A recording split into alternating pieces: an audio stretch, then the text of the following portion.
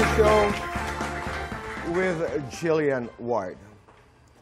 Last week, sabi mo nga, there was a press conference for Manong Chavez Singson kung saan tinanong siya kung, I think the question was phrased this way, meron ka bang relasyon, am I right, Ards? Meron ka bang relasyon kay Jillian Ward? To which Manong Chavez Singson said, Marites yun. He denied it. He denied it. So my question to you is, kilala mo? I mean, si Manong Chavez, have you met him? May mga interactions ba kayo? Engagements with you and your endorsements, your family? What is your side of the story? Tito Boy, ito na po yung first and last time na speak about this. Pero never ko po siya nakilala, never ko po siya na-meet, never ko siya nakausap, never po kami nagkita.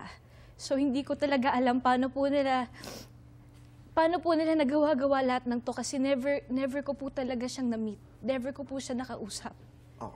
I think also, doon sa iyong birthday, kung hindi ako nagkakamali, they were referring to Manong Chavez Singson na he was one of the sponsors, kung hindi ako nagkakamali, na dumaan daw sa backdoor ng Okada at marami pang mga detalye. To which you say, Hindi po talaga totoo. I never met him. Never po kami nagkausap. I never met him. Hindi ko nga po alam kung kilala niya po ako eh. Hindi po talaga kami magkakilala. Okay. Doon sa mga comments, may mga nagsasabing, ninong di umano ng isa sa mga kapatid mo, si Manong Chavez Singson. Is this true? Oh no. Never po So namin hindi siya, rin ito totoo? Never po namin siya na-meet.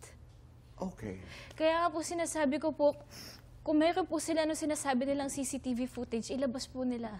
Huwag lang AI. Oo. Hindi po talaga I understand totoo. the AI thing kasi pwedeng magmukhang totoo. Pero Jillian, may ideya ka ba kung bakit nangyayari ito? Saan ang gagaling ang mga ito?